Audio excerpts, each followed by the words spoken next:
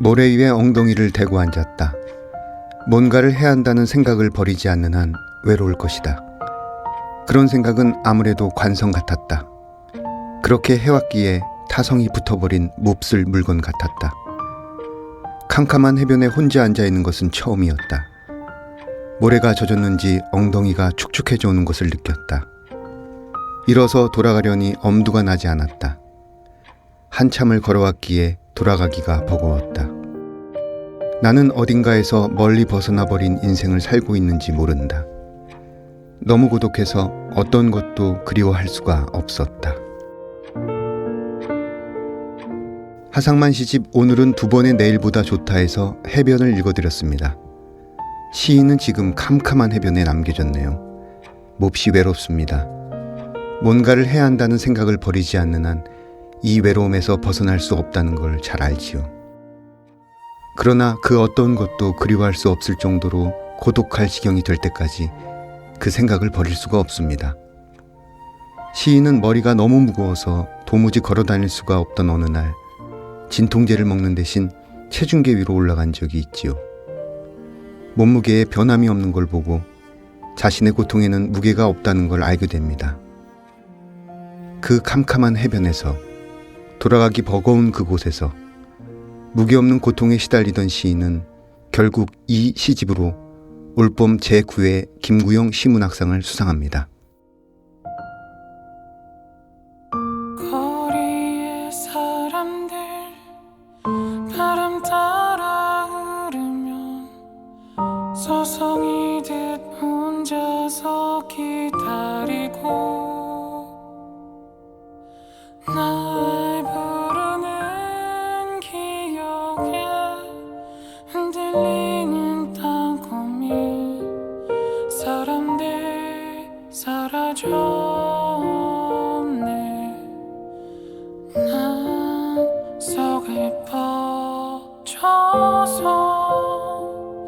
울 것 같아서 한참 눈 감고 잊혀져가는 모든 것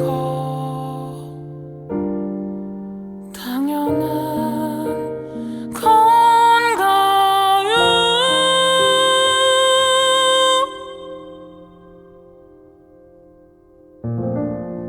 문학 라디오 헤이수의 문장의 소리. 안녕하세요. 저는 진행을 맡은 헤이수입니다. 오늘 문장의 소리 작가의 방에는 이강산 소설가님을 모셨습니다. 안녕하세요. 네, 안녕하세요. 반갑습니다.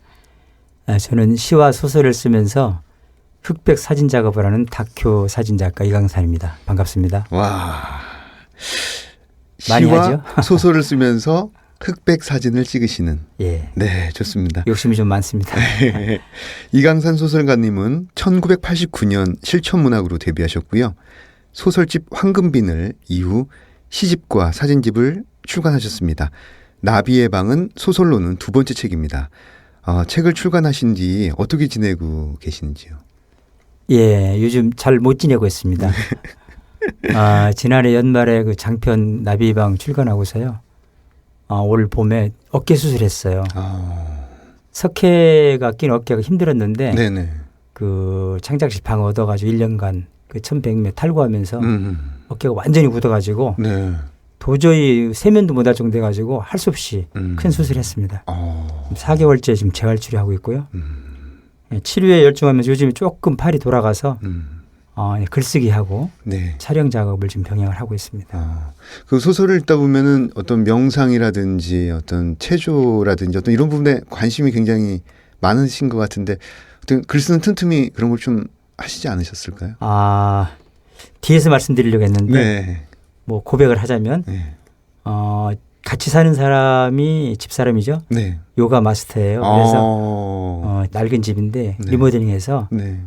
자꾸 아담한 요가 명상센터를 운영하고 있어요. 집에서. 네. 그래서 제가 이제 그 아내와 함께 명상 준비도 하고 10여 년간 명상 수련도 하고 네. 이렇게 생활하면서 하다 보니까 좀 저도 어떻게 서당계처럼 네. 네. 이렇게 풍어를 읊을 수 있게 됐습니다. 네. 그래서 이 소설도 그렇고 생활이 그런 쪽으로 많이 이렇게 집중이 되고 있습니다. 네. 지금 저는 가까이서 이강산 선생님을 뵙고 있는데요. 굉장히 눈빛이 맑고 피부도 굉장히 고우시고 얼굴이 깨끗합니다. 처음 봐서 그럴 겁니다. 어깨는 그래서 지금 좀 어떠십니까? 이제 팔 돌리기 좀 하고요. 아직 이게 이렇게 다 안 되고 목 뒤로는 안 넘어가는데 네. 이게 나이롱 환자처럼 겉으로는 멀쩡한데 한 1년 지나야지 뭐 무거운 물건 들고 한답니다. 그 잠깐 언급했듯이요. 이강산 작가님은 소설뿐만 아니라 시도 쓰시고 사진도 찍으시고 그다음에 흑백 명상 기행 사진 시집 섬육지의라는 굉장히 유니크한 시집도 출간하신 적이 있으세요. 이 소설, 시, 사진 세 장르를 함께 작업하고 계시는데요. 작가님이 생각하시는 각 장르의 매력이 있다면 어떤 것들이 있을까요? 그 비슷한 질문을 상당히 많이 듣고 있거든요. 뭐 가끔 가는 문학 강의나 이렇게 뭐 콘서트 가도 네. 도대체 세 가지를 어떻게 할 수 있느냐 하는데 사실은 동전이 앞뒷면처럼 서로 다른 세 가지지만 네. 한 몸이라고 생각을 합니다. 사람살이를 그려내기 때문에. 다만 이제 장르적인 특성은 또 없을 수가 없는데 네. 시는 뭐 다 아시겠지만 움직여 쓰여지는 것이고 소설은 앉아야 쓰여지는 것이고 사진은 아마 그 두 소설과 시의 경계 정도나 또 외곽에 있는 것 같아요. 네. 시는 순간순간에 살아있음을 좀 느낄 수 있는 매력이 있는 것 같아요. 탁탁 꽂히고 네. 되니까. 소설은 뭐 저보다 훨씬 훌륭한 전업작가들이 다 겪어봤지만 엉덩이에 부스럼이 생길 정도로 앉아있어야 되니까 네. 깊고 넓은 세계를 쓰다 보니까 지구력, 인내심이 필요해서 그게 매력인데 사진은 가장 큰 매력은 암실 작업 같아요. 네. 저는 안 하려고 하니까 예. 완전히 고립된 섬 같은 데서 혼자 작업하는 매력. 그리고 원시적인 어떤 전통성 그리고 느림 그다음에 속도하고 전혀 관계없는 거. 네.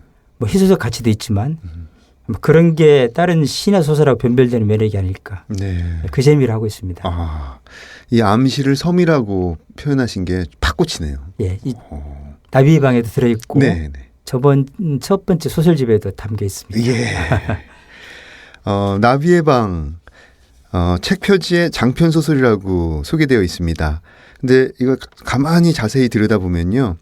그 이제 세 챕터 세 개의 큰 단락으로 나눠져 있는데 빙어와 나비의 방이 연결되어 있고 그다음에 가운데에 있는 하모니카를 찾아서는 결이 다소 다른 작품이에요. 그래서 주인공 뭐 화자도 전부 달리 들어가 있고요. 그 일단 빙어와 나비의 방은 다큐 사진 작가인 이민우가 저마다 사연이 다른 사람을 만나는 이야기고요. 이 하모니카를 찾아서는 이민우의 이종사촌형. 고종사촌형. 고종사촌형. 네. 예, 한때는 역시 다큐 사진 작가였지만 현재는 팝아트 학원을 운영하는 한용주의 이야기로 되어 있습니다. 이런 구성에 대해서 하실 말씀이 있으실 듯해요.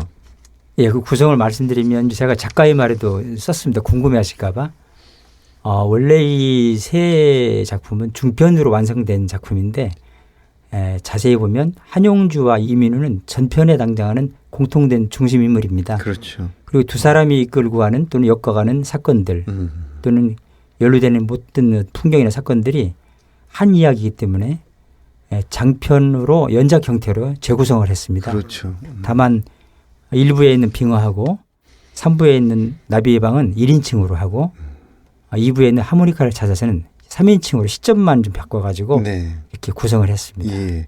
저는 이런 방식의 소설을 좀 좋아하는 편이거든요. 예. 요즘에 좀 보이죠 가끔. 예.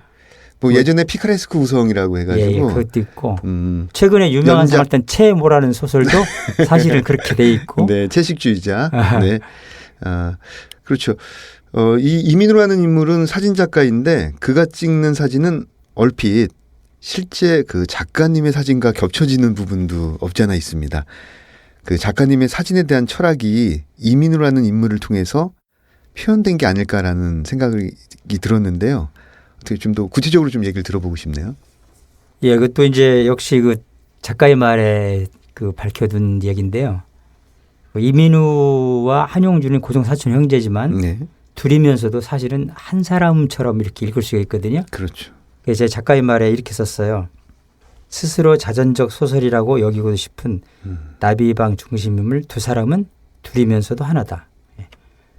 뭐 이민우만 말씀드리면 두 사람 똑같이 다큐 사진가의 꿈을 꿨지만 어떤 욕망의 크기라든가 네. 절제가 안 돼서 심각한 갈등을 겪고 좌절이 되거나 한 사람은 포기하고 새로운 모색을 하고 한 사람은 그래도 끝까지 견디면서 그대로 다큐 작가로 남으려고 하는데 하필 다큐의 대상이 여인숙이에요. 네. 그러다 보니까 상당히 많은 어려움이 있고 내적 갈등이 있고 또 가족과의 갈등이 있는데 실제로 이민우와 한용주를 만들어낸 작가인 제가 바로 그 사람들의 모습인 것이죠. 네. 현실에서. 인물의 불이성 둘이 아니다라는 그렇죠. 개념이죠. 네. 그래서 제가 이제 장치를 어떻게 해야 할 건가.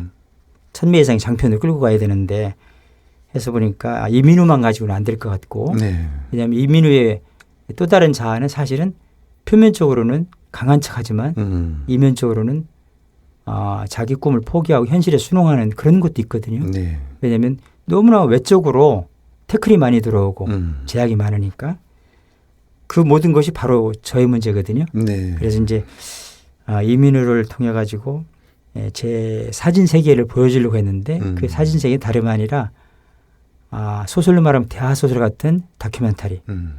이게 거의 10년에서 15년 작업을 해야 되거든요. 네. 그 작업을 하는 사람으로 형상화를 시키려고 했고 또 하필 아까 말씀드린 것처럼 그 대상이 여인숙이에요. 네. 네. 저도 실제로는 15년 철거촌을 다큐를 찍어서 개인전을 하고 책을 냈는데 네. 두 번째 휴먼 다큐가 여인숙입니다.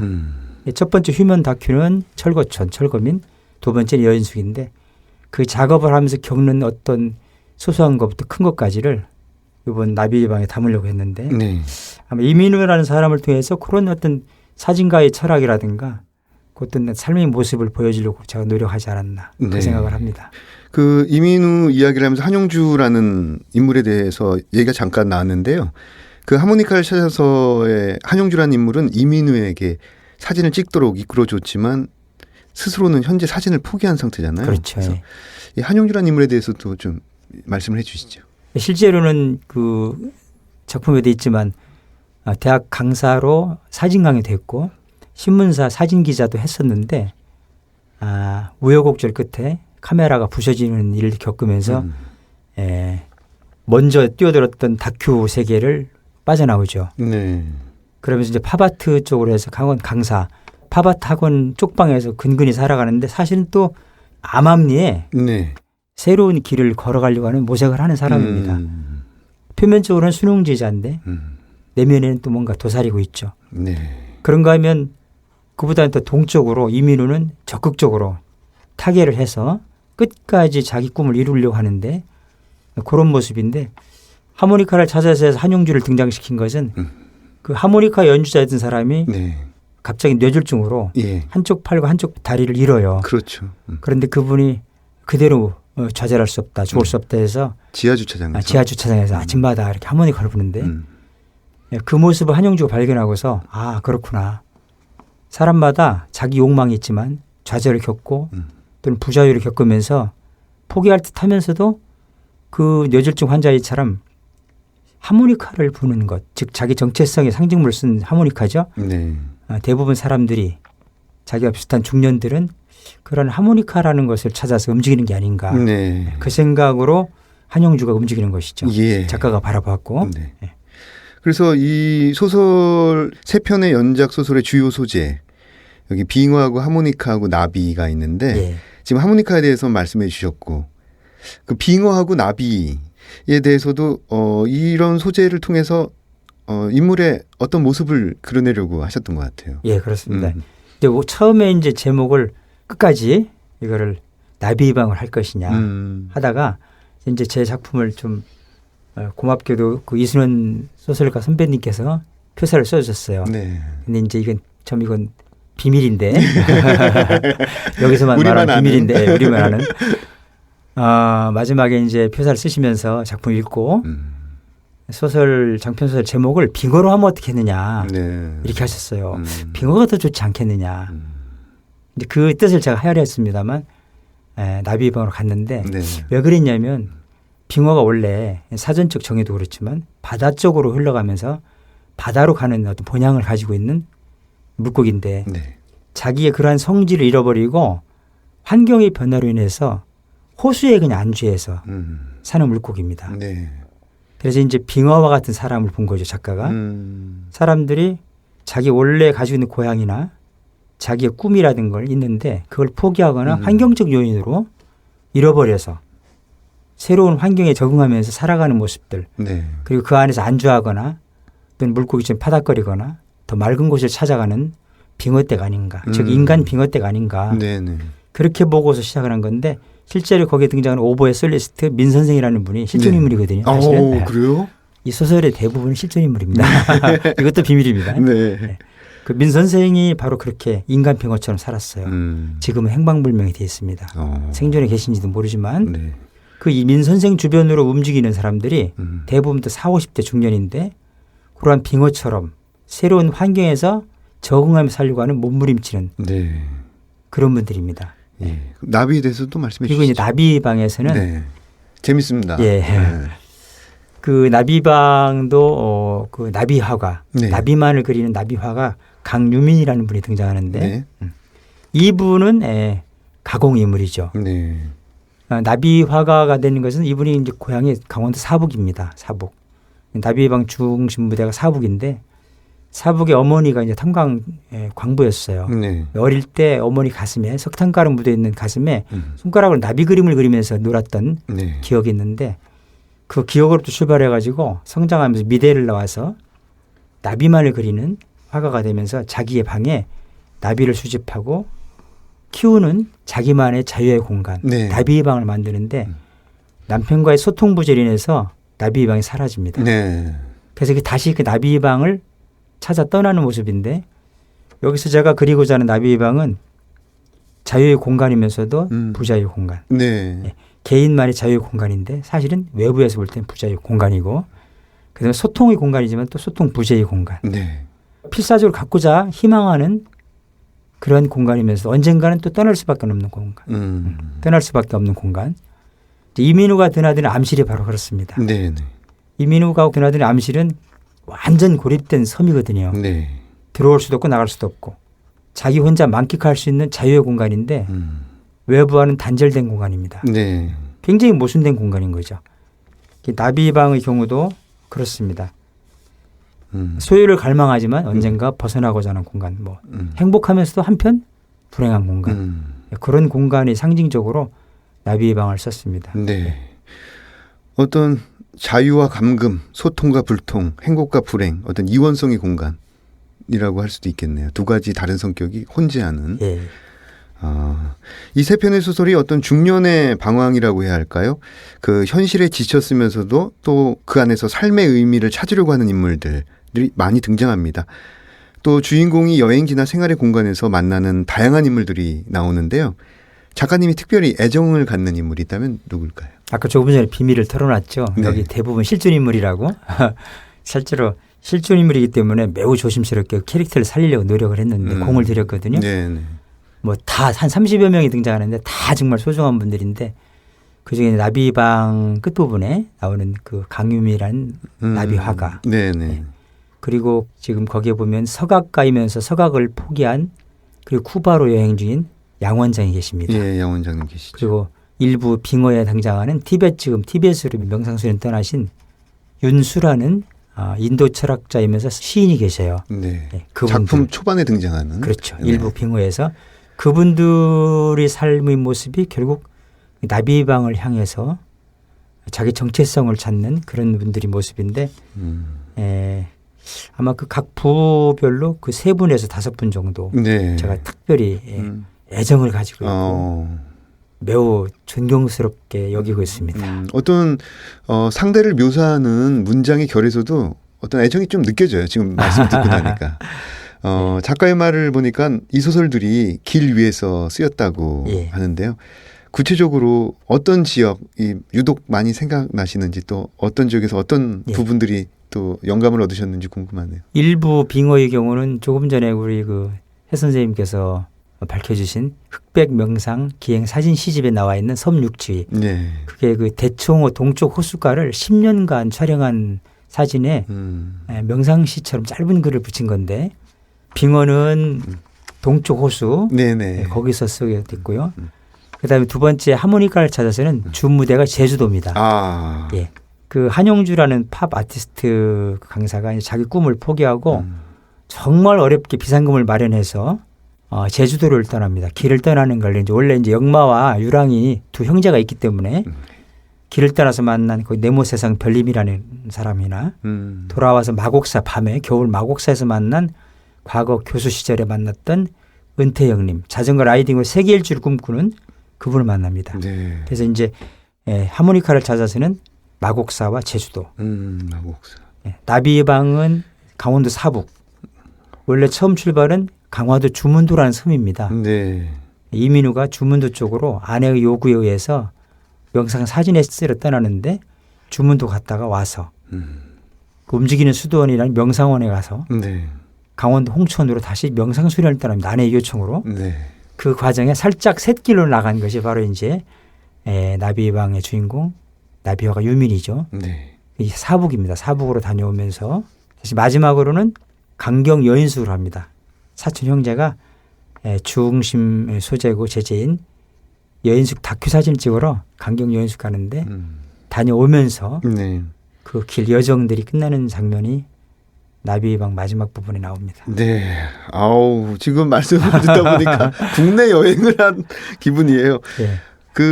한 10군데 이상. 어느 지역이 지금 가장 인상이 깊게 남아 있어요? 백령도 바로 밑에 네. 소청도라는 섬이 있어요. 네, 네. 제가 이제 매년 겨울마다 명상기행 떠나는데 뒤에 기회가 되면 한번 말씀을 드리겠습니다만 내년도에 이제 15년 동안 겨울마다 명상기행 떠난 명상기행 사진집을 내년에 전시하고 내는데 네. 재작년에 소청도를 갔는데 눈보라하고 풍랑으로 5일간 같이 있었어요. 근데 그 섬이 얼마큼 작으냐면 네. 보기 드물게 구멍가게도 없어요. 찻집이 하나 있고 당구장이 하나 있으면 다 폐점이 되고 꼬박 5일간 민박집에서 밥만 먹고 눈보라가 있는 섬 길만 걷다가 왔습니다. 돈이 없어가지고 백령도 못 들어가서 네, 네. 돈을 꿔서 민박값을 주고 그렇게 하고 이제 왔습니다. 그래서 대부분 섬은 자주 다녔는데 그렇게 길이 막힌 적이 없었거든요. 예, 그래서 섬은 배가 뜨는 건 자연의 힘으로 뜨니까. 그렇죠. 5일씩 발이 묶인 적은 처음이었어요. 그리고 게다가 이제 눈보라만 받고 예, 아주 찐했습니다. 찐한 명상. 그 소설 속 이민우처럼 그 필름 카메라로 사진을 찍고 암실에서 직접 인화하는 시간이 좀 많으시잖아요. 제가 이렇게 모임을 하거나 이렇게 사람들 보면 네. 첫 질문이 예. 사진의 이력입니다. 사진의 역사. 그것도 비밀인데요. 저희 작은 누님이 작은 그 사진관 했어요. 구멍가게만한. 아, 그러시구나. 제가 지금 쓰고 있는 좀 그 옛날 오래된 카메라나 비싼 카메라들이 네. 작은 누님 매연 겁니다. 사실은. 네. 제 능력으로 안 되기 때문에. 네네. 대학 시절부터 사진을 많이 이제 찍었고요. 카메라를 만졌는데 네. 본격적으로 다큐 작가가 돼야겠다. 이렇게 마음먹은 거는 네. 약 20여 년. 현재 암실 작업하는 갤러리 출입한 거는 15년 넘었습니다. 네. 올해 15년째 암실 작업을 하고 있어요. 흑백 필름을 현상하고 인화하고 있습니다. 지금 목이 쉰 이유도 네. 이 매주 한 번씩 들어가는데 그 약품. 뭐 새벽까지 한 적 듣는데 정신 나간 짓이죠. 네네. 요즘은 3시간에서 4시간 이상은 안 합니다. 그래야죠. 너무 힘들어가지고. 예. 그래서 많은 그 몸고생, 마음고생 하고 있는데 이제 경제력도 문제고 건강도 문제인데 네. 요즘에 그래서 이제 잔꾀를 부려서 서브 카메라로 디카드 쓰고 있어요. 네네. 근데 이제 70세 정도까지 계획은 그 아날로그 흑백 사진전하고 사진집이 계획됐기 때문에 네. 그때까지 작업이 끝나면 아마 디카 촬영한 걸로 이렇게 세상에 보이지 않을까. 아직은 조금 아날로그 쪽 욕심이 있습니다. 예.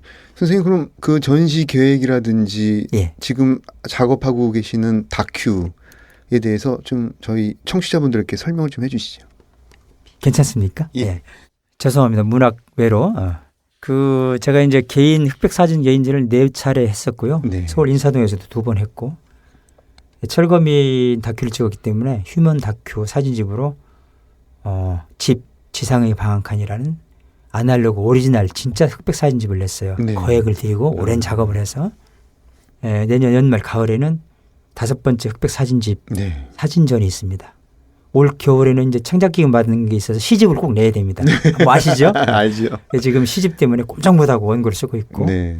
올 겨울에 시집이 나오면 곧장 이제 사진전과 사진집 그리고 현재 지금 작업하는 것은 후년에 네. 이제 소설집으로 이렇게 계획을 잡고 있습니다. 그래서 이제 사진집하고 사진전이 이미 작업이 다 끝난 상태거든요. 한 15년 했기 때문에 예. 그렇군요. 계속 동시에 몇 가지를 굴려가기 때문에 그리고 이제 시집 원고 때문에 요즘은 지금 원고 수정으로 몇 달째 감옥에 갇혀 있고 네. 예.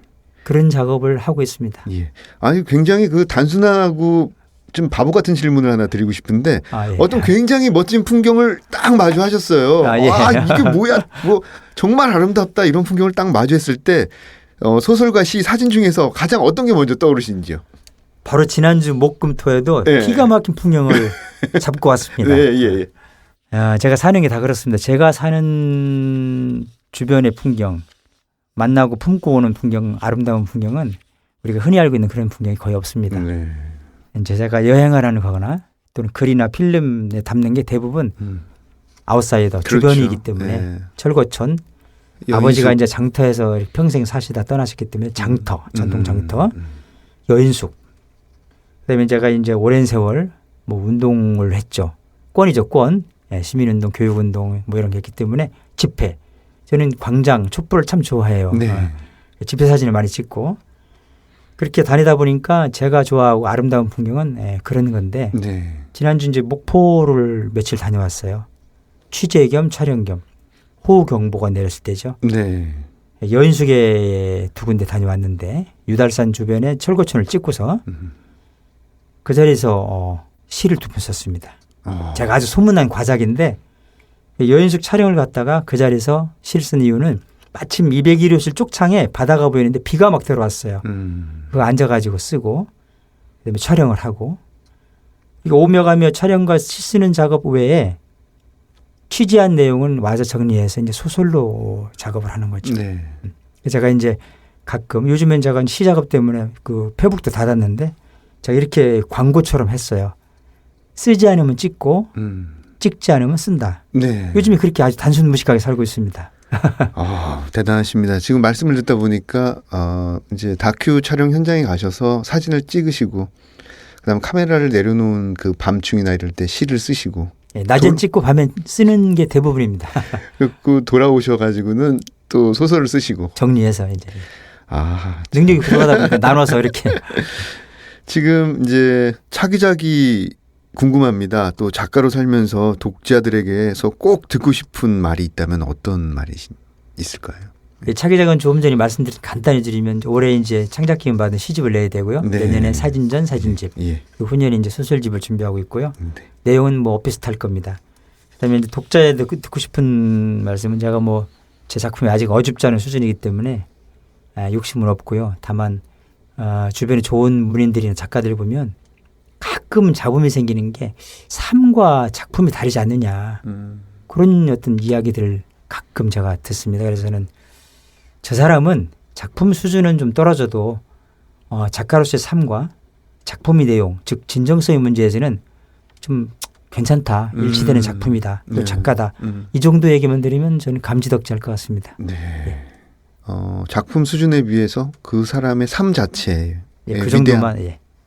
아니, 다행인지 불행인지 아직 제가 사진으로는 경제력을 확보할 수 없는 다큐 작가라서 그래서 잡념이 없어졌고 글도 크게 소문이 안 나가지고 잡념 없이 글 열심히 쓰고 있습니다. 무슨 뜻인지 아시죠? 네. 아유 좋습니다. 네. 그럼 이쯤에서 다음 코너로 넘어가 보겠습니다. 이번 코너는 내가 가장 사랑하는 문장들.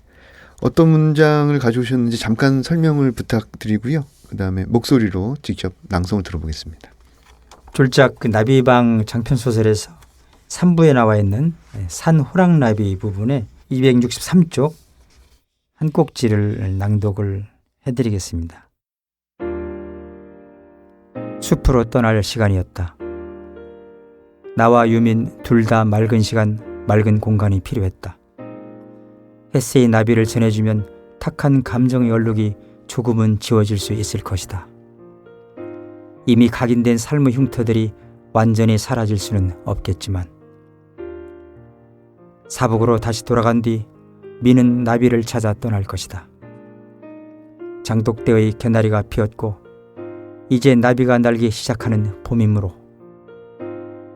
무겁고 급하게 걸었던 자신의 겨울을 떨치고 가볍고 느린 걸음으로 봄을 향해 걸어갈 것이다. 흡사 내 생에 더 이상 비울 것도 지켜야 할 무엇도 없는 사람처럼 느리고 가벼운 자신을 다독이며 숲으로 들어갈 나 역시 머지않아 숲 밖의 길을 따라 걸음을 뗄 것이다. 호수 여인숙과 청량리를 다녀온 것보다는 천천히 느긋하게 역마의 고삐를 다잡아 섬이나 오지의 길을 걸으며 봄바람 같은 상쾌한 순간을 새새튼틈 즐길 것이다. 비록 민과 멀리 떨어진 시간과 공간을 걷는다 해도 그러면 되었다. 민도 나도 그런 희망이 필요하지 않겠는가? 지금이 바로 그 순간 아니겠는가? 움직이는 수도원 이 교수의 말대로 아까도 아니고 이따가도 아닌 지금 바로 여기에. 네. 어떤 헤어짐, 그다음에 어떤 결별의 순간에도 그 숲이라든지 바람이라든지 섬, 어떤 이런 새소리, 이런 자연의 어떤 숨결이 들어와 있어요. 이 문장 안에도. 고맙습니다. 네. 지금 읽어주신 부분에 대해서 좀 설명을 부탁드립니다. 나비방 그 전편에 흐르는 무게라든가 뭐 분위기 같은 것이 대부분 겨울 색조고 칙칙하고 회색이거든요. 실제 배경이 거의 다 겨울이고, 그래서 이 부분은 이제 그 등장 인물들이 그래도 어떤 희망을 가지고 새로운 자기의 희망 또는 공간, 나비의 방이죠, 찾아 떠나는 것, 실제로 그래야 되기 때문에 네. 인생도 그렇고, 그래서 겨울로부터 벗어나는 봄의 이미지를 썼고요. 네. 특히 이제 작품 표제인 나비의 방을 얻게 된 결정적 동기가 헤르만 헤세의 나비라는 책입니다. 네. 헤세가 나비 수집가였고 실제로 그림을 그려서 책을 냈거든요. 네. 그 나비를 등장시켰고, 또 전편에 흐르는 어떤 한 기조가 명상적인 느림과 비움의 철학인데 그 내용을 담았기 때문에 읽어드렸습니다. 네. 감사합니다. 저희 문장의 소리에서는 작가님이 직접 가져오신 소리를 틀어드리는데요. 오늘 이강산 소설가님께서 어떤 소리를 들고 오셨는지 일단 함께 들어보겠습니다.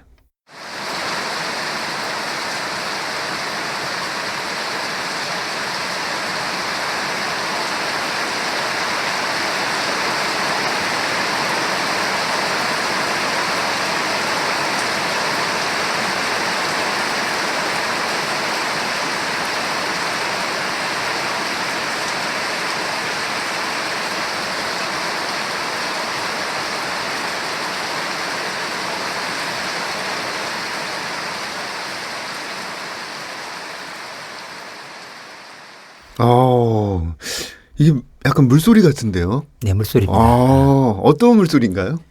제가 이제 그 말씀드린 것처럼 겨울마다 명상기행 혼자, 철저히 혼자서 이제 두세 차례, 한 세네 차례씩 떠나는데 이번 3월에 늦겨울이죠. 초봄에 강원도 고성을 다녀왔어요. 네. 산불 크게 났었죠. 네, 맞습니다. 바로 직전이었습니다. 네. 그때 이제 선녀폭포 쪽으로 설악산 기슭인데 혼자 이제 겨울에 마침 눈보라가 날렸는데 네. 뒤집어 쓰고 네. 이렇게 걸었는데 굉장히 맑은 그 물소리가 들려가지고 녹음을 했습니다. 나비방에 보면 이민우가 아내의 요구에 따라서 섬을 떠나면 사진 에세이 써오죠. 네. 현실 속에 저도 길을 떠나면 아내의 요청대로 집에 이제 요가 명상을 한다고 했기 때문에 네, 네. 매주마다 2번씩 오시는 수련생들, 손님들 위해서 맑은 소리, 바람 소리나 새 소리나 물소리 녹음을 해와요. 그 목적으로 사실 녹음한 건데 네, 네. 오늘 여기서 이렇게 공개를 할 수 있었습니다. 그 올 봄에 고성에 산불나기 바로 전주였어요. 산불나기 바로 전에 그 예, 폭포 소리를 저희가 들었군요. 예. 낮은 물소리 폭포인데 예. 선녀폭포 쪽으로. 예. 낮은 물소리의 폭포. 예. 굉장히 빠르게 속삭이는 듯한 느낌이 들었어요. 이제 정말 약속된 시간이 다 됐습니다. 오늘 여기 소감 대신에 이강산 선생님께서 여기는 소중한 3가지가 있다면 듣고 싶습니다. 예, 첫째는 가족입니다. 가족. 일제 징용을 다녀오셔가지고 평생 그 5일장 장터를 떠돌다가 92에 떠나신 아버지, 그리고 이제 한국전쟁 때 춘천에서 피난 내려오셔서 평생을 객지에서 살고 계신 지금 현재 이제 누워 계시는 어머니, 양친이 안 계셨으면 제 어줍지 않은 글이나 사진은 처음부터 불가능한 일이었거든요. 그다음에 이제 저한테 집 밖의 길을 자유롭게 열어준 아내, 그리고 3남매가 아니었으면 또 역시 또 불가능했죠. 요즘 같은 세상에 그 역마와 유랑으로 거의 집을 떠나다니는 사람을 누가 용서하고 함께 살겠습니까? 네. 일단 가족들에게 참 고맙고 소중하고요. 가족들이. 이름을 밝힐 수 없지만 나비의 방에도 등장하는 인물인데 저의 문학적 멘토이자 나침반 같은 문우 세 분이 계셔요. 네. 그 세 분이 대단히 저한테는 소중한 분들입니다. 오늘의 저를 있게 만들었다 하도 과언이 아니고 또 역시 마지막 세 번째도 사람입니다. 죄송하지만 저 자신입니다. 제가 워낙 그 집 밖으로 떠돌다가 많이 떠돌다 보니까 다치고 위험하고 차도 견인도 하고 뭐 위험한 게 많았는데 네. 할 일도 많고 그래서 항상 조심하고 소중히 여기고 있습니다. 또 그리고 감사하게 여기고 있고 어떤 물건도 있지만 물건보다는 저는 사람이 먼저 소중하지 않는가 생각해서 말씀을 드렸습니다. 네. 소중한 세 가지. 사람. 예. 네. 가족과 어떤 문학적 멘토와 또 여기 소설에도 보면 움직이는 사원이라는 표현도 있는데 움직이는 사원 같은 움직이는 수도원. 예, 움직이는 뭐 수도원 같은 자신의 몸. 이 세 가지를 가장 중요하게 꼽아주셨습니다.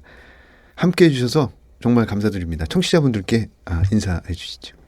아유, 제가 목도 좀 잠기고 그랬는데요. 들어줘서 대단히 감사합니다. 네. 더 좋은 글 그리고 더 땀 흘린 사진으로 또 다시 뵙겠습니다. 고맙습니다. 네. 청취자 여러분, 이강산 작가님의 시, 소설, 사진 이 세 가지에 또 많은 관심 부탁드립니다. 저는 소설가님 보내드리고 2부 책들의 방에서 뵙겠습니다.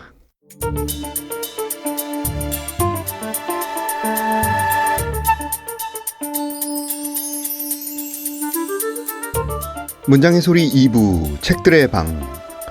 2부 코너에서는 책과 관련된 다양한 직업군을 초청해서 이야기를 나눠보고 있는데요.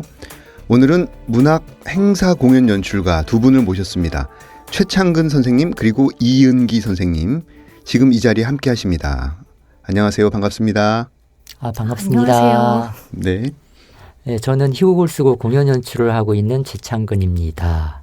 지금은 디아스포라에 관한 다큐멘터리 영화를 찍고 있고요. 곧이어서 SF 장편 영화를 준비하고 있습니다. 오. SF 장편 영화요? 예. 오, 눈이 번쩍 뜨이는 얘기네요. 조금 이따 더 얘기를 나눠보겠습니다. 예. 예, 안녕하세요. 저는 연극 분야에서 드라마트루기로 활동하면서 연출과 번역을 겸하고 있는 이은기입니다. 네, 이은기 선생님. 최창근 선생님께서는 예전에 문장의 소리 PD이기도 하셨잖아요. 예.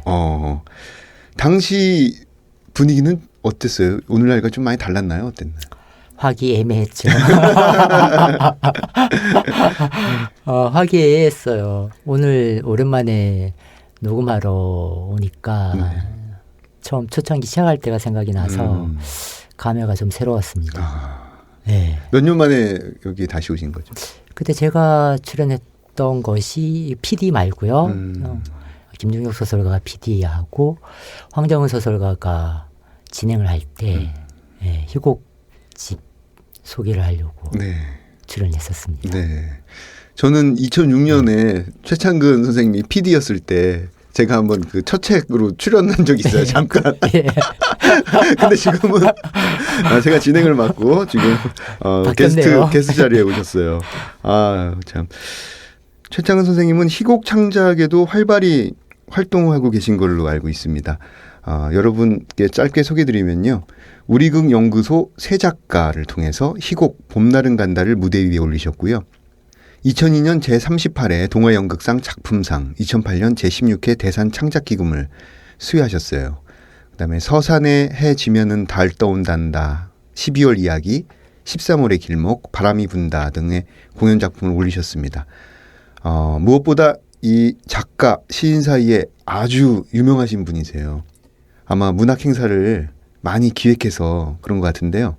어떤 행사를 주로 하시는지 잠깐 소개를 부탁드려도 될까요? 초창기에는 뭐 이게 문장의 소리도 사실은 포함이 됐던 것 같은데 문장의 소리 포함해서 작가들 작품을 가지고 여러 가지 이제 다른 장르의 다른 분야의 예술가들과의 협업을 통해서 그러니까 바꿔보는 거죠. 그러니까 뭐 시나 소설을 가지고 뭐 인형극으로도 만들어보고 네. 뭐 춤, 연극, 뭐 현대무용. 예, 현대무용, 뭐 마술, 네. 뭐 심지어는 패션쇼까지 해볼 거는 다 해본 것 같아요. 그렇죠. 뭐 판토마임도 있었잖아요. 예, 마임도 있었고, 그러니까 문학 작품을 가지고 네. 만들어 볼 수 있는 예술 분야는 다 한 번씩 해본 것 같거든요. 네. 근데 초창기에는 이제 낭독 공연 중심으로 해서 작가들 작품을 그렇게 했는데 나중에는 이제 그렇게 다른 분야까지 이제 확대가 된 거죠. 네. 예. 그 우리나라의 그 많은 국제작가 축제, 서울 국제작가 축제를 비롯해서 여러 작가 축제 때 보면은 한쪽에서 낭송이 되면서 다른 한쪽에서 이렇게 퍼포먼스가 일어나는 경우가 있잖아요. 예, 그죠? 예. 거의 모든 거를 사실 최창근 연출가님이 연출했다고 해도 무방하죠. 예, 어떻게 하다 보니 그렇게 됐습니다. 저도 이게 참 왜 이렇게 됐는지 알 수가 없는. 그래서 제가 원래 본업은 희곡을 쓰는 일인데 네. 물론 뭐 연극 연출도 가끔씩 하지만 본업이 뭔지 헷갈리는. 예, 그렇게 그리고 이제 국제 행사까지 이제 연출하면서 이제는 정말 할 만큼 했다는 생각이. 그래서 뭐 몇 년 전부터 나 은퇴해야 되는데 그런 말 하는데 후배들이 좀 이쪽에 관심 있는 후배들이 문학 공연을 연출할 수 있는 후배들이 나와서 좀 저 뒤를 이어서 제 뒤를 이어서 좀 같이 해나가면 좋겠다는 생각도 합니다. 네. 함께 이어나가는, 함께 또 작업하는 그 후배 분들에 대한 이야기는 또 다음에 들려주시고요. 예. 그 같이 나와주신 이은기 선생님은 드라마트루기를 주로 하신다고 들었는데요. 생소하게 듣는 분도 있을 것 같아요. 네. 예, 드라마트루기는 어떤 일을 하는 직업입니까? 그게 참 한마디로 정의하기 어려운 직업이라 저희 어머니도 저한테 매번 너가 하는 일은 도대체 무엇이냐고 물어보기도 하시는데요. 드라마까지는 알겠는데. 네, 그다음에 투루기가 뭐냐고. 근데 그냥 간단하게 말하면 극작가 레싱이 드라마트루기라는 말을 처음 사용하기 시작하면서 이렇게 독일 쪽의 직업으로 이렇게 정착하기 시작했는데요.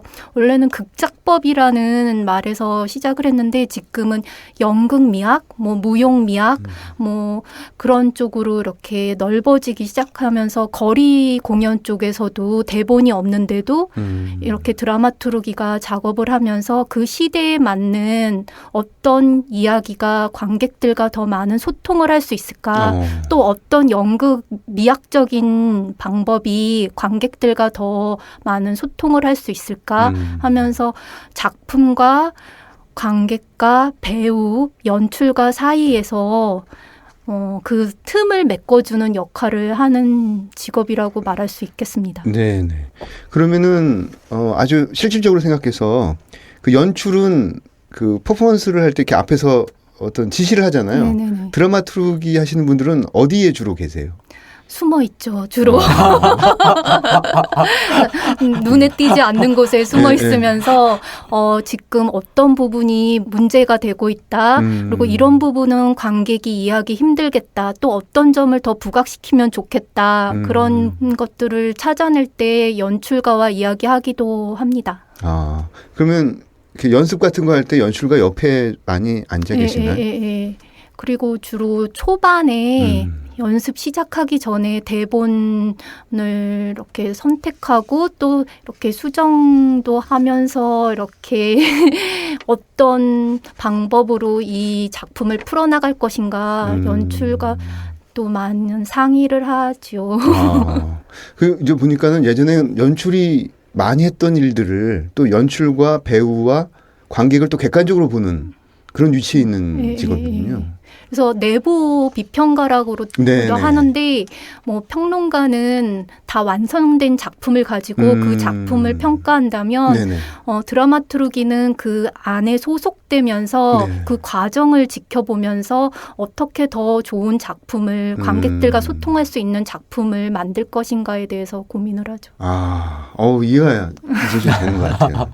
독일 극장은 공공극장이 많기 때문에 드라마투르기를 고용을 해서 그 드라마투르기가 극장 안에서 올해는 어떤 작품을 할 것인가 작품을 선정하기도 하고 또 그 선정한 작품에 팀에 투입이 돼서 어떤 연출가 이 작품을 하면 더 좋은 작품이 될 것인가라는 부분도 고민하기도 하죠. 감사합니다. 새로운 직업을 오늘 또 알게 됐습니다.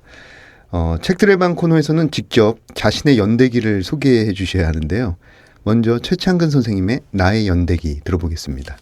예, 늘 두루뭉술하게 이런 걸 했었는데 오늘은 조금 구체적으로 좀 하려고 준비를 했습니다. 1969년 강원도 삼척에서 태어났고요. 강릉에서 고등학교를 마치고 서울로 올라왔습니다. 경희대 국어국문과를 졸업하고 동대학원에서 치인훈 희곡 연구로 석사학위를 받았고요. 공연예술 아카데미에서 연극 수업을 받았습니다. 2001년 희곡 봄날은 간다를 무대에 올리면서 등단했습니다. 2012년 시 선인장과 할머니를 발표하면서 시 창작을 겸하고 있고요. 2009년 2월 창단해서 100여 회에 걸쳐 국내 유명 작가들의 낭독 공연과 북콘서트, 아시아 아프리카 시인 소설가들의 문학축제, 국제공연예술 페스티벌에 다양한 방식으로 참여해온 극단 제비꽃, 그리고 현재는 영화 제작도 겸하고 있는 제비꽃 필름의 대표를 맡고 있습니다. 2004년에 라디오 21이라는 곳에서 최창근의 세계음악 산책 진행자로 활동한 적이 있고요.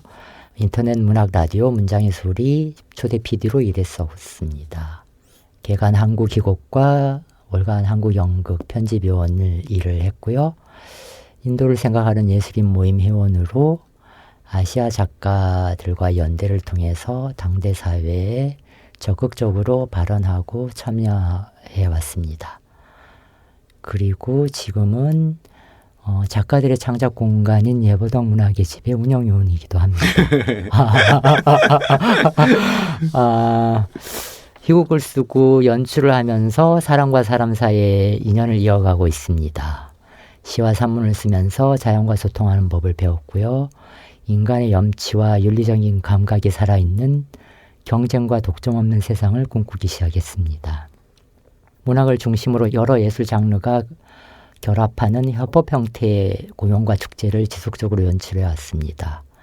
여행을 통해 인생의 참 의미를 몸소 체험하는 음유시인이자 생활 유머의 멋을 즐기는 진정한 예술가로 살고 싶은 제가 그렇다는 게 아니고요. 살고 싶은 소망을 간직하고 있습니다. 지은책으로 희곡집 봄날은 간다와 산문집 인생이여 고마워요 종이로 만든 배 등이 있는데 사실은 동료 작가들과 함께 쓴 책들이 더 많고요. 여러 대학에서 세계의 신화와 드라마에 관한 강의를 하고 있습니다. 너무 길게 했습니까? 네, 좋아요. 예. 네.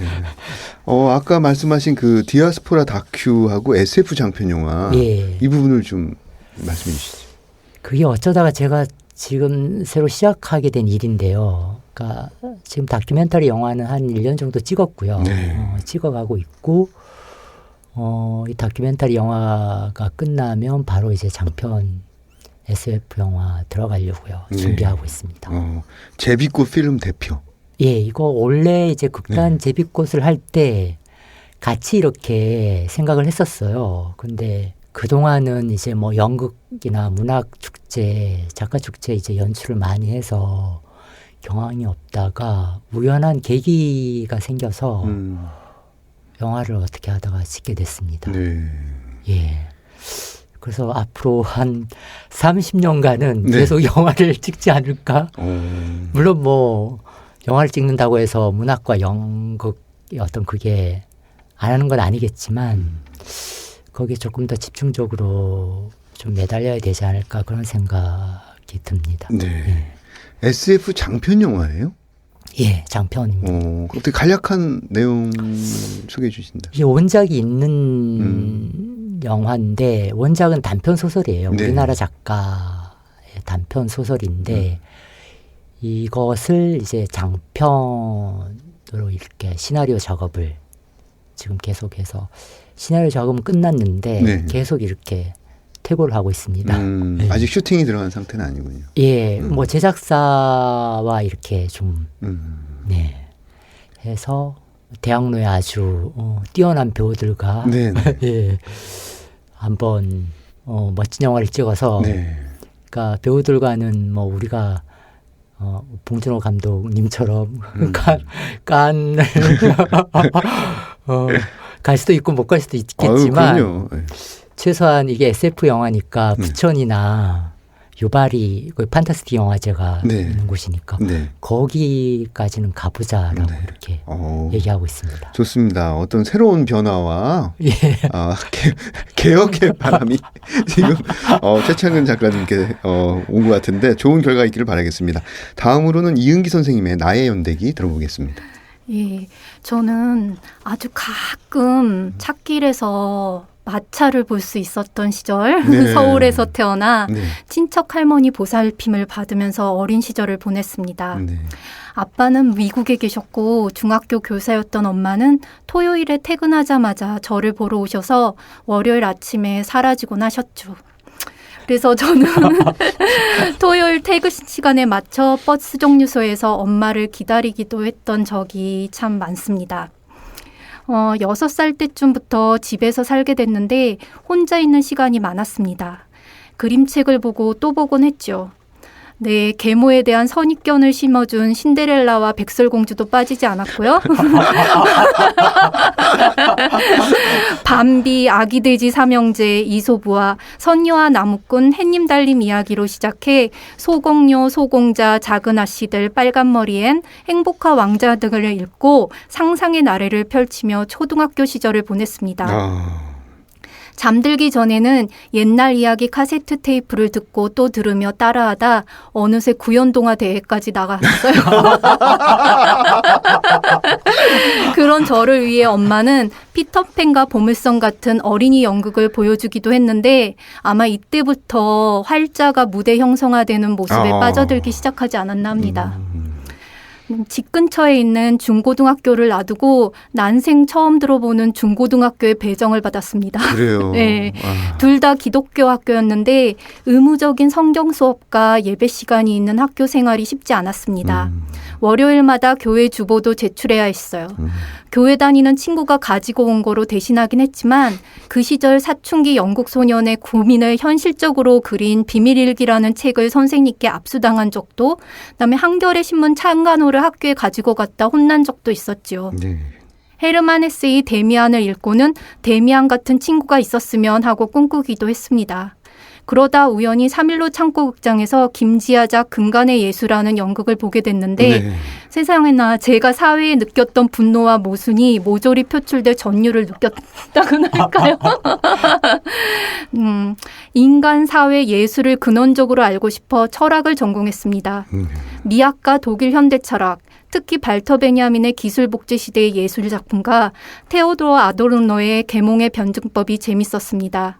근데 원본은 제대로 안 읽고 요약본만 읽었던 것 같습니다. 연극 동아리 활동을 하면서 철학과 연극을 접목해보고 싶었는데 연극에서 이론과 실제 사이의 산파인 드라마투르기라는 역할이 있다는 기사를 읽고는 도전해보고 싶었습니다.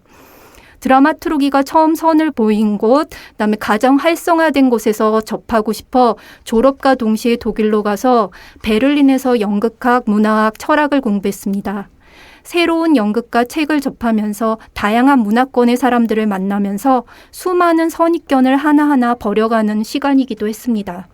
드라마투르그는 예술가적 자질을 갖고 태어나서 학자로 길러지고 연출가로 성장하나 드라마투르그가 되는 저주를 받은 사람이다라고 어떤 외국 드라마투르그가 말했는데요. 저는 이에 반하기 위해서 드라마투르기로 활동하다가 작년부터 연출도 하고 있습니다. 아, 훌륭한.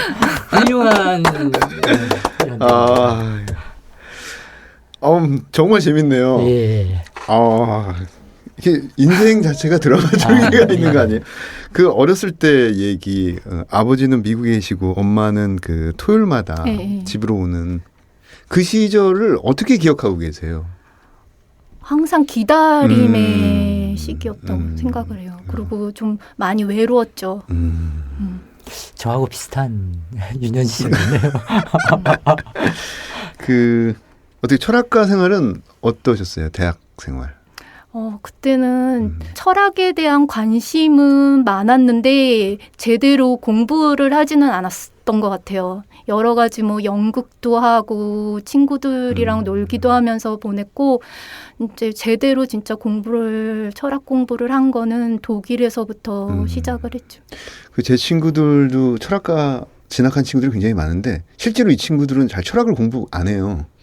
주변의 친구들이 더 많이 알고 있어요. 너 이거에 대해서 아니면서 주변 친구가 한참 얘기하면 뭐 들었던 것 같기도 하고 아닌 것 같기도 하고 뭐 이렇게 제가 반응하는? 상상했던 철학과는 많이 달랐어요. 처음에 들어갔을 때 논리학, 분석 철학, 중세 철학, 형이상학 같은 과목들은 제가 상상했던 과목들과 달랐고 또 뭐 저는 좀 실존 철학 쪽으로 생각을 했었는데 막상 들어가서 공부를 해보니까 철학이라는 게 참 논리 싸움이더라고요.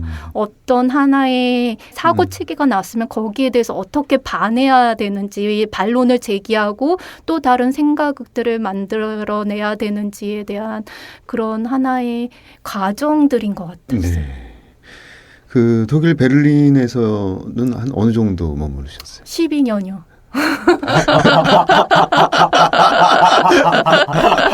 그러니까 학사부터 다시 시작해서 그러니까 한국에서 철학을 한 거를 인정을 안 해줘가지고 연극학을 공부하니까 문화학이랑 철학 그래서 연극학을 전공으로 하고 문화학이랑 철학에서 어느 정도 부전공 인정을 받으려고 공부를 했죠. 12년.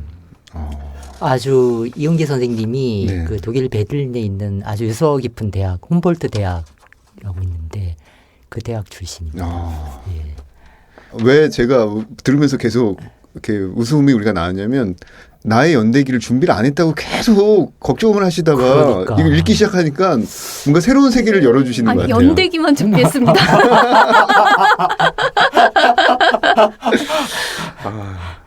알겠습니다. 그 문학 행사 의뢰가 들어오면 이제 어떻게 기획하고 섭외하고 무대하는지 이야기를 좀 더 듣고 싶어요. 최창건 선생님.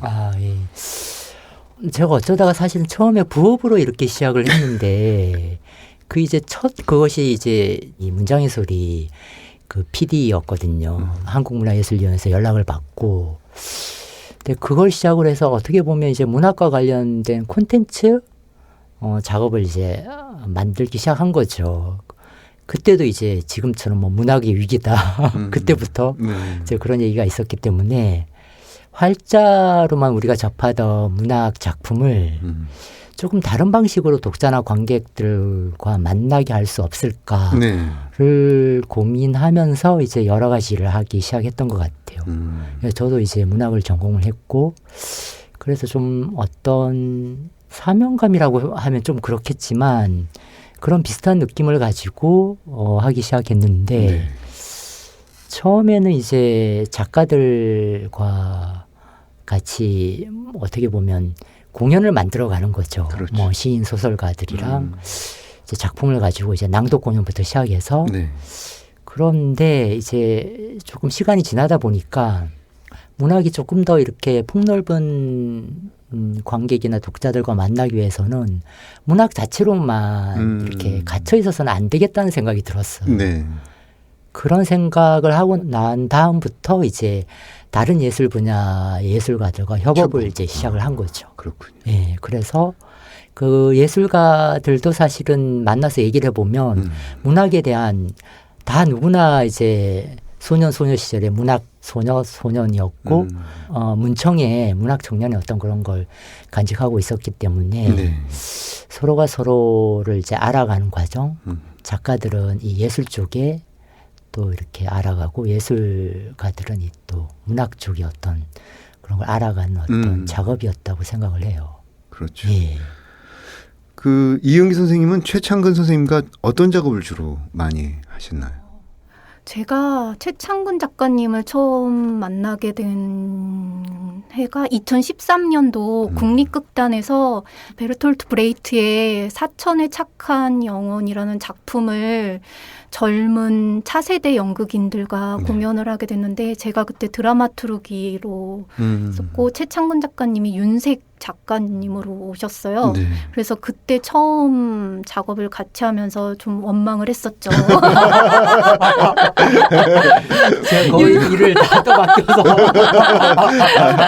그러다가 다음에 또 국립극단에서 셰익스피어의 맥베스 작품을 했는데 거기에 윤색 작가님으로 또 오셨어요. 네. 저는 드라마투르기로 이렇게 활동을 했는데 네. 그때는 아주 많이 원망을 했었죠. 그때는 더 제가 더 많이 일하는 여행을 가셔가지고 아예 네. 이란에 가셨다는 때구나. 늦게 합류를 하셨는데 네. 윤색은 거의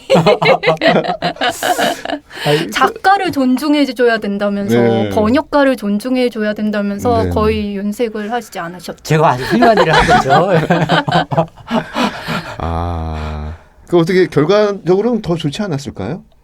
예, 그 윤색이라는 게 사실은 이제 외국 작품이 이제 번역이 매끄럽지 않기 때문에 그것을 우리 살가운 우리말로 한국어로 이렇게 바꾸는 작업인데 제가 그때 이렇게 같이 작업을 짧은 시간이었지만 이은기 선생님이 아주 능력이 뛰어나더라고요. 네. 뛰어나셔서 뭐 제가 뭐 이렇게 하는 것보다는 그냥 맡겼죠. 결과가 아주 좋았습니다. 예. 그러다가 이제 입장이 바뀌어서 네. 최창근 작가님께서 이제 연출을 하셔가지고 네. 살로메 오스카 와일드의 살로메 작품을 2015년도에 연출을 하셨는데 저를 드라마투르기로 이렇게 부르셨어요. 네. 근데 저에게 막 대본을 줄이라고 가감하게 줄이라고 계속 그러셨죠. 네. 그것도 이제 제가 능력을 믿었기 때문에. 주로 아주 두 분께서 힘겨운 작업을 많이 하셨네요. 아니 시간이 이게 너무 빨리 지나가가지고요. 어떻게 지나간지 모르겠어요. 근데 벌써 보내드려야 될 시간이 왔는데 벌써? 아니 이런. 넘어갔어요. 그 오늘 소감 대신에 나에게 가장 소중한 거 3가지 듣고 싶습니다. 먼저 이은기 선생님부터 말씀해 주시죠. 저는 일단 건강이 제일 중요하다고 생각합니다. 네. 그리고 지금 유일하게 제가 할 수 있는 연극, 그 다음에 엄마 이렇게. 건강, 연극, 엄마. 네. 정말 어느 것 하나 빼놓을 수가 없겠네요.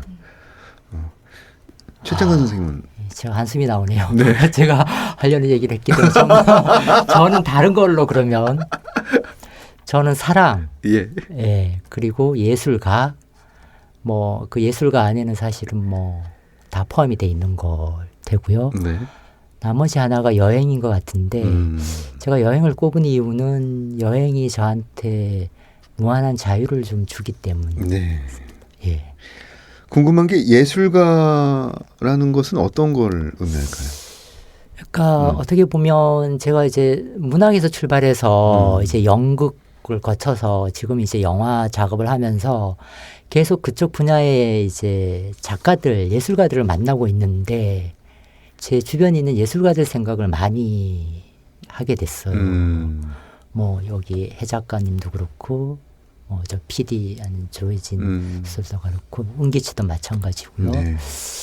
그 과정을 통해서 그 사람들이 굉장히 소중한 사람들이 존재구나 나에게 있어서 그런 걸 이제 다시 깨달아가는 어떤 과정인 거죠. 네. 고맙습니다. 예. 갑자기 밥 한 끼 사십시오. 마지막이 훈훈하게 뭉클하게 진행이 됐습니다. 문장의 소리 이제 마칠 시간이네요. 이어서 첫 책을 낸 작가들의 소개가 있습니다. 문학 행사, 문학 공연 연출가 두 분은 또 다음 주에 모셔서 한 번 더 이야기를 나눠보도록 하겠습니다. 여기까지 저는 헤이수였고요. 다음에 찾아뵙겠습니다. 감사합니다.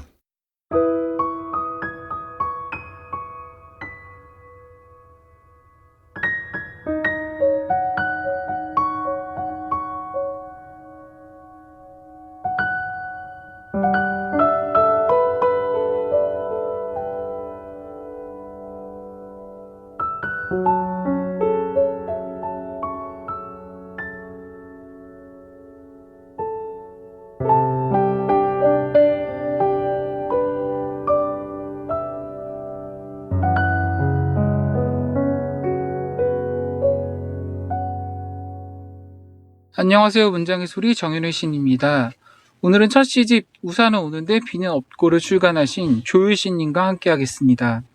안녕하세요. 네, 안녕하세요. 네, 짧게 소개 좀 부탁드리겠습니다. 저는 시를 쓰고 있는 조율이라고 합니다. 첫 시집이 나왔는데요. 네. 소감이 어떠신지. 아무래도 첫 시집이다 보니까 새로운 시작이라는 좀 생각이 들고요. 새롭게 알아가는 사람들도 생기고 생각지 못했던 일들도 생기는 것 같고 흔들렸던 마음을 좀 다잡는 계기가 되는 것 같기도 해서 아무래도 등단 후에 7년 동안 좀 많이 답답했었거든요. 여러모로 생활적인 측면에서도 조금 힘들기도 했고 처음에 마음 먹었던 생각을 좀 혁신적으로 바꾸면 심리적인 좀 압박감이 좀 줄지 않을까 이런 생각을 최근 들어서 좀 했고요. 막상 처음 시집이 나왔을 때 그 이후에 내가 염두에 두어야 할 것에 대한 그런 혼란이 조금 생겼었는데 차분히 생각을 좀 해보니까 일단은 우선순위로 둬야 할 목적을 좀 분명히 해야겠다는 생각이 들더라고요. 그러니까 뭐 시집이 나오기 전까지는 좀 답답한 마음이 있긴 했는데 근데 또 지나고 나니까 똑같이 지금 내가 할 수 있는 일들을 좀 생각해 보게 되는 지금 내가 할 수 있는 일들을 생각해 보게 된다고 하셨는데, 네. 어떤 일들을 생각하셨나요?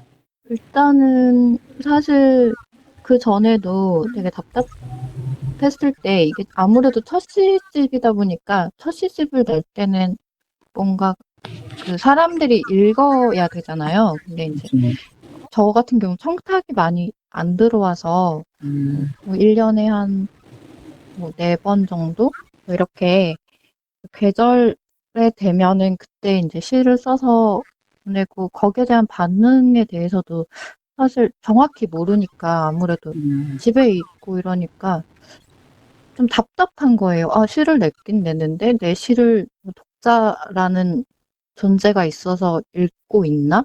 이런 답답함이 들어서 그거를 해소하기 위한 걸로 일단 첫 시집이 나와야지 뭔가 그래도 뭐 바로 반응은 없겠지만 그래도 아무튼 결과물이 있는 거니까 이런 게 좀 있었어요. 근데 그리고 나서 이제 막상 일단은 뭐 시집이 나왔는데 그 다음에 내가 그 결과에 바로 알 수가 없잖아요. 그래서 뭐 시에 대한 반응이 있는 건가 아니면 뭐 시집이 막 되게 잘 팔리거나 뭐 이런 것들을 너무 막 생각을 하면은 또 약간 거기에 좀 매여 있는 것 같아서 그러면 다음 시를 써야겠구나. 아무튼 시집을 냈으니까 그 다음에 해야 될 거는 또 다음 시를 준비하고 또 그 시가 아니더라도 뭐 내가 그 다음에 해야 될 것들이 조금씩 생기기도 하고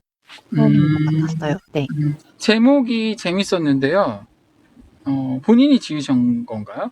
제가 뭐 따로 제목을 지은 건 아니고 그러니까 뭐 그냥 시 제목 중에 하나가 시집 제목이 된 거라서 네, 제가 지은 건 맞죠. 그러니까 제목이라고 해서 따로 뭐 이렇게 발췌를 해서 시집 제목을 이렇게 썼다거나 아니면은 뭐 어떤 따로 제목을 지었다거나 이런 건 아니고 그냥 네, 타이틀 시 제목이.